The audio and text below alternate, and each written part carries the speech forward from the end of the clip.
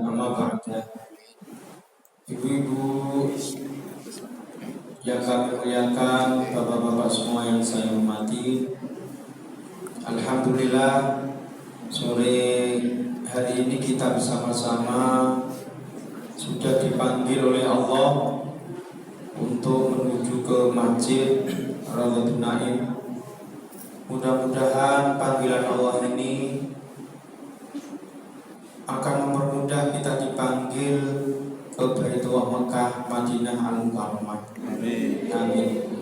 Oleh karena itu mari ibu dan bapak semua, bulan Ramadan ini menjadi bulan tarbiyah, menjadi bulan pendidikan kita, sehingga bagaimanapun kita harus disiplin, harus bersama-sama kepengen mencari ilmu Allah.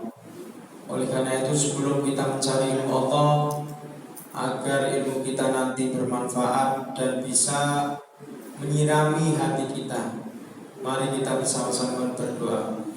Bismillahirrahmanirrahim. Bismillahirrahmanirrahim. Raditu billahi rabba wa bil islami dina wa bi Muhammadin nabiyyan wa rasula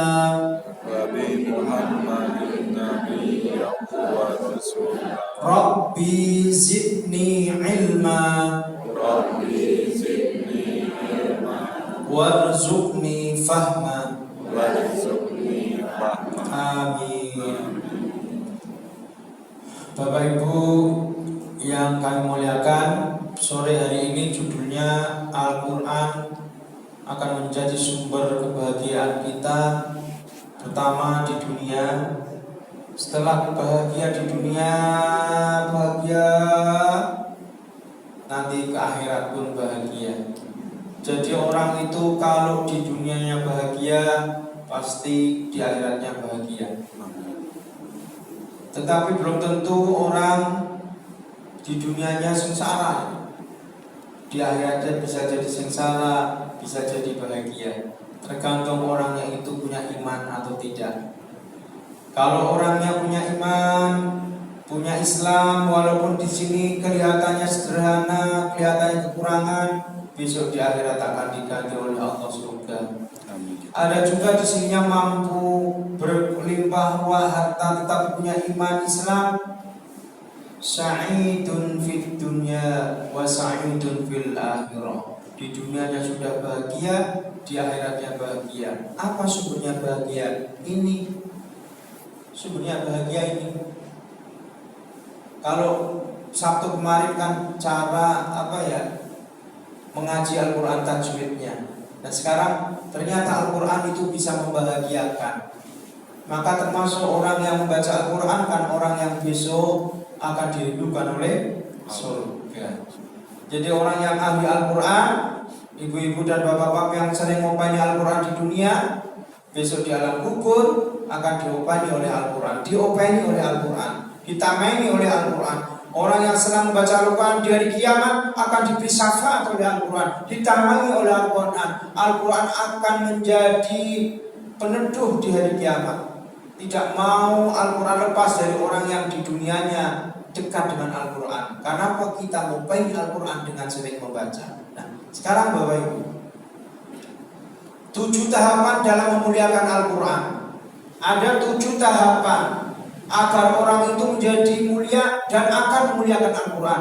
Jadi tahapan-tahapan orang yang memuliakan Al-Quran itu ada 7. Jadi bisa dikatakan orang ini mulia dan memuliakan Al-Quran, maka tingkatannya ada 7. Yang pertama Bapak Ibu, yang pertama membaca dan menghafalkan. Pokoknya sing penting maca. Bismillahirrahmanirrahim.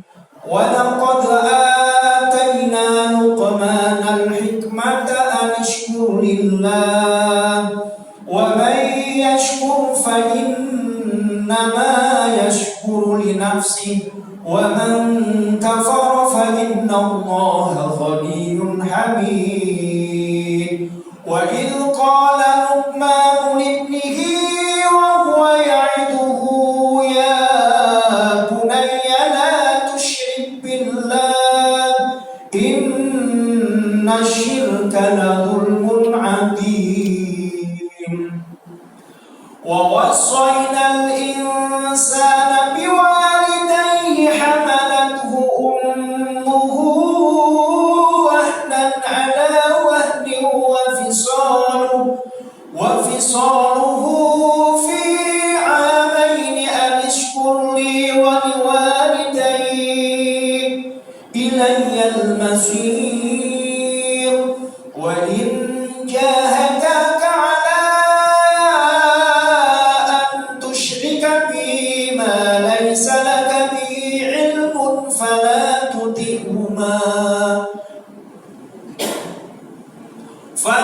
تطعهما وصاحبهما في الدنيا معروفا واتبع سبيل من أناب إلي ثم إلي مرجعكم فأنبئكم بما kuntum ta'malun. Ini Pak Sodikin baca apa ngapalin? Baca apa ngapalin? Baca? Loh, nggak ada yang saya baca. Ngapalin. Ngapalin tapi baca nggak? Yang baca pakai lidah apa pakai kuping? Ibu tadi pakai telinga apa pakai lidah? Kalau ibu pakai telinga berarti apa? Mendengarkan. Kalau Pak Sodikin pakai telinga apa pakai mulut? Berarti apa? Membaca. Ada yang saya baca? Tidak ada. Inilah Al-Quran. Inilah mukjizat Allah. Tidak ada tulisannya, bisa inilah membaca dan menghafal. Jadi tingkatan pertama membaca, ada Al-Qurannya. Kemudian menghafal kayak tadi Pak Sodikin. Sehingga cara mereksa mengopeni cara mengopeni mereksa Al-Quran harus dihafalkan.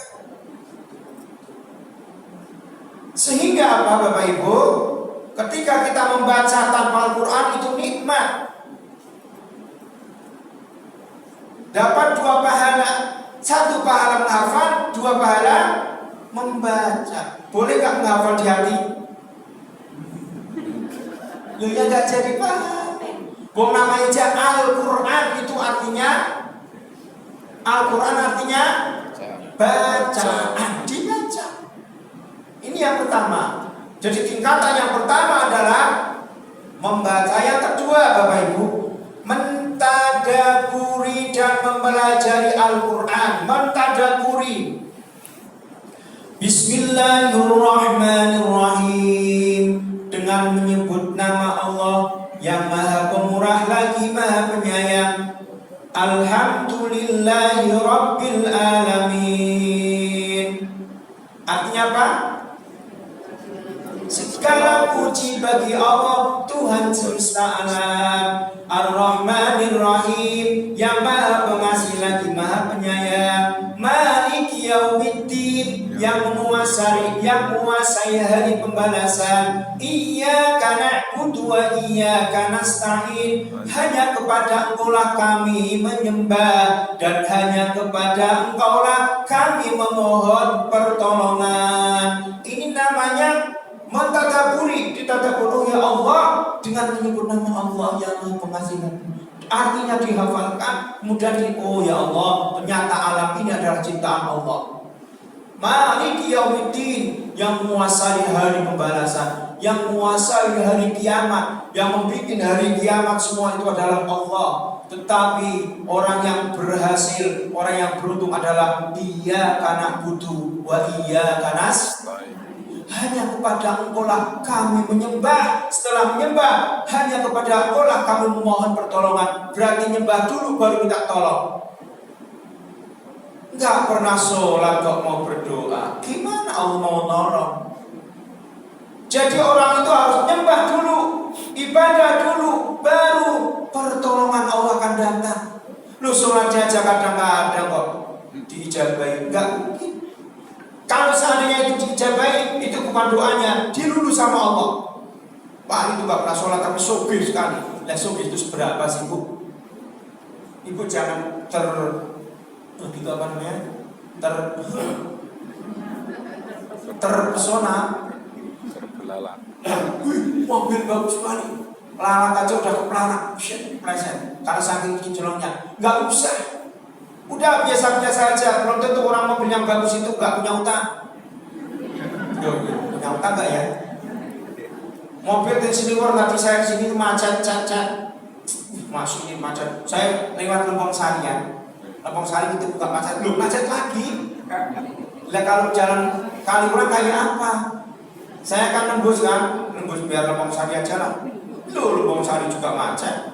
Nggak ada yang jalan nggak macet sekarang Jogja ini jam 4 sampai 5. Maka yang kedua mentadaburi, biar tahu artinya apa. Kemudian mempelajari Al-Quran, dipelajari kayak kemarin ilmu tajwid adalah untuk panjang pendeknya. Wa yaj'alunaka 'anil anfal, itu biar mahrotnya biar tahu, namanya ilmu tajwid, mempelajari. Yang kedua, yang ketiga tingkatannya apa? Mengajarkan Al-Quran. Bapak Ibu tolong ajarilah anak-anaknya, putra-putrinya Ibu atau cucu-cucunya. Segini ini, ayo nak, Bismillahirrahmanirrahim. Bismillah saja gak apa-apa, gak usah Al-Quran juz 5 malah. Bismillah. Ayo nak baca Bismillah. Bismillahirrahmanirrahim. Yuk makan.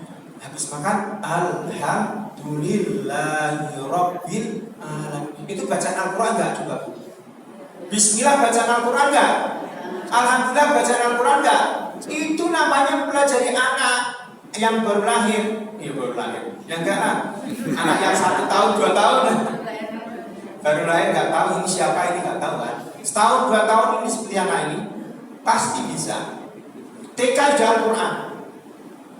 Anak-anak saya TK udah Al-Quran semua. Kenapa? Sebelum TK diajarkan abata, sajah. Dan kalau ngaji nih, SD kelas 2 sama lepor Bu, tidak mau ngaji. Sudah sulit. Apalagi ibu mulai ngaji abata setahun. Kalau anak kecil cepet, tapi harus ngaji walaupun lama. Karena tingkatannya ini yaitu mengajarkan Al-Quran 1 ayat pun gak apa-apa. Balighu ani walau ayat, kata Rasulullah. Sampaikanlah kamu walaupun 1 ayat Bismillahirrahmanirrahim, biar nanti bisanya Bismillah karena mbahnya, bisanya Bismillah karena bapaknya, karena ibunya. Sehingga Bismillah ini akan menjadikan amal jariahnya ibu-ibu semua. Termasuk doa makan, mau doa bepergian, doa naik kendaraan, ajari anak-anaknya. Kalau di TK sudah diajari, tetap di rumah dicek. Ayo kita mau makan doa, yuk kita mau tidur doa, yuk kita mau ngaji doa.